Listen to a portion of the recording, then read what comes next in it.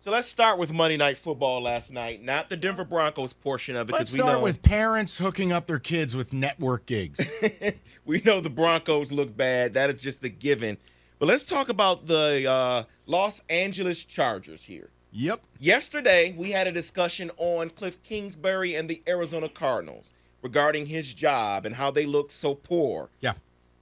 That offense looked bad last night for the Chargers. Brandon Staley's job must come in question. It should. Shouldn't it?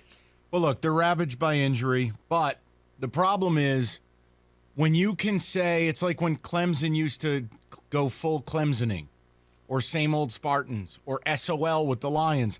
The Chargers going full Charger is a thing.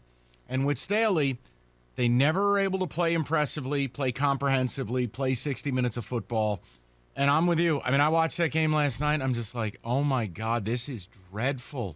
Yeah. Because you're almost feeling like you're wasting Herbert, and then you're going to have to pay him a ridiculous amount of money. 55 a year by the time he's up. Right. So let's try to get something out of him now in case you want to say he's not our guy. We'll let somebody else handle that. But, yeah, I had higher expectations for the Chargers, but you're right. It is like Clemsoning where – they can't get out their own way. Right. Now, they won, and that's fine enough. But I'm not it's why I took Denver with the 4.5 on the board yesterday. Yeah. I don't believe in them covering numbers. They don't. They don't play good enough football. Denver, under, like death and taxes. Nathaniel Hackett, I swear to God, is a one and done. That defense has to be fighting the offense by now in that locker room. Yeah. They haven't given up a lot of points defensively, yet they've lost 4 games. Because, see, I thought it was – maybe it was Hackett and it was Russell not really trying to, look, I'm new here, you're supposed to be in charge. But I'm now, it's almost like all Russell, he has his faults, Hackett has his, and the offense just together is just like, what are we doing here? I saw Melvin Gordon wasn't happy. He got benched. Third string by the end of that game. Yeah, 6 fumbles. Yeah. They can't trust you, dude. You can't play. So let's speaking about faults. Let's talk about Lamar Jackson for a second. He started the season off looking really, really good. He sucks. But the last few games, he had of course, Sunday had another late game turnover that cost his team the game. Had an interception in the fourth quarter earlier in the season. In the first 3 quarters this season, Jackson's QBR is 72, which is the 4th best in the league. In the fourth quarter, it is 28. Yeah, it's all puffed. It's all empty calories. Where was he when they were blowing a 28-point lead to the Dolphins? They needed 1 first down. Couldn't get it.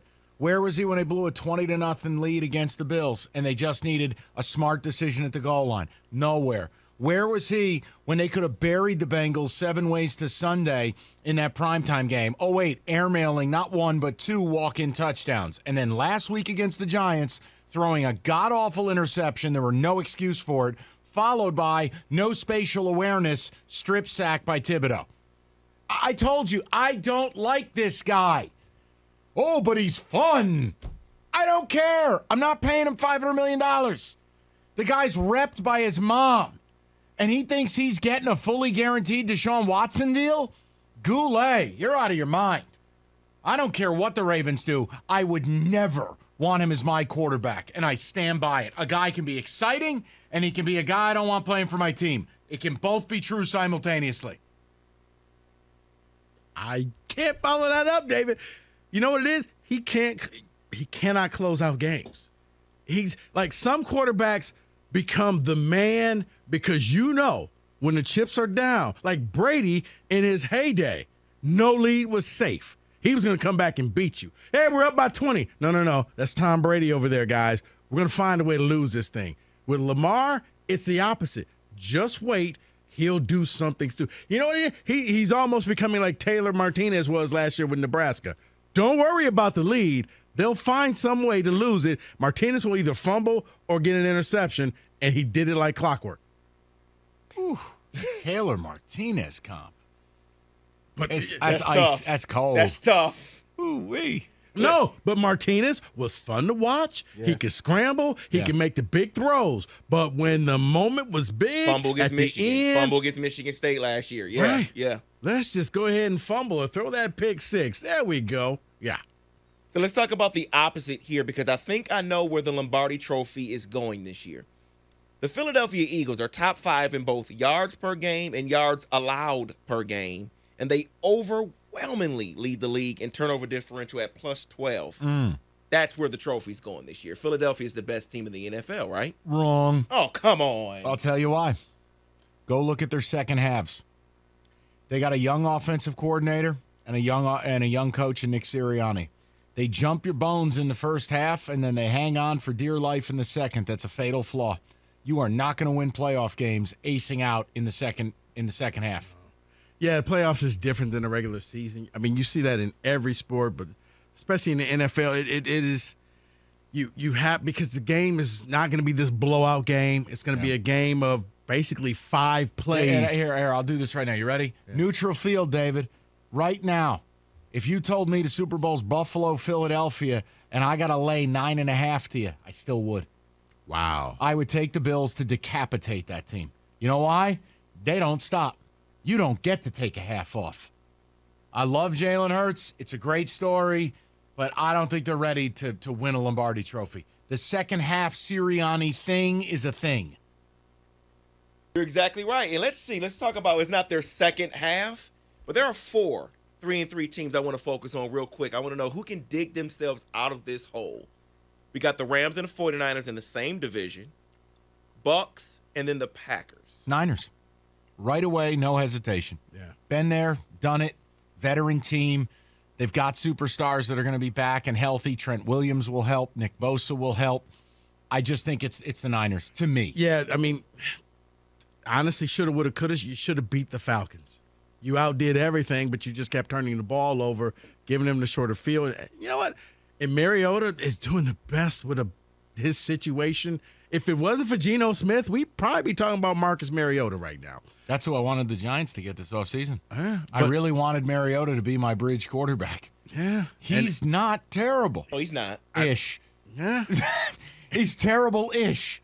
But the Rams, I think more as the season goes on, you're going to find out that Stafford, well, Stafford's been injured the entire year. Yeah, we all know that. No, don't worry. Kelly will leak that out later as cover fire.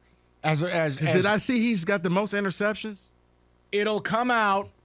Don't worry. Either his agent, his wife, or somebody in the media who's beholden to him will leak out, well, he's been playing with a one arm the whole year. Yeah. Oh, don't care. So let's close it out with this here, because a lot of teams are doing these alternate helmets, alternate jerseys, whatever. Love. Let's talk about the Falcons for a second. Bartkowski era. They came out with the red helmet, black logo on the helmet. Those are fire. I think that's the best one so far. I think Rico's B team might be the best one.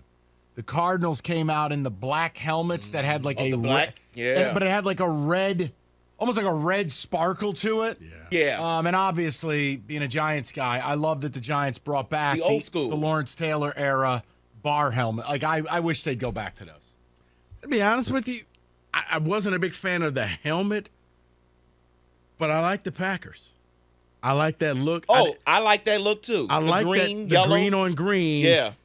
If you would have just gave me I would have went with the green helmet. But yeah, the bright yellow helmet. Can we never ever use those Chicago Bear helmets again from last Thursday night? Can we never wear those again? Oh my God, those are horrible. You know what? Put those next to the Steelers prison uniforms, and let's never wear them. They can give those away to a third world country where they need some clothes. When are the Bucks wearing the Errol Flynn helmet? Oh. When are they wearing the creamsicles this year? I'm not sure what week that is. I can't wait. I know they have to go to Germany. I don't think it's Germany. I love those, man. Those are great. And those are awesome. I love them. That is in football today.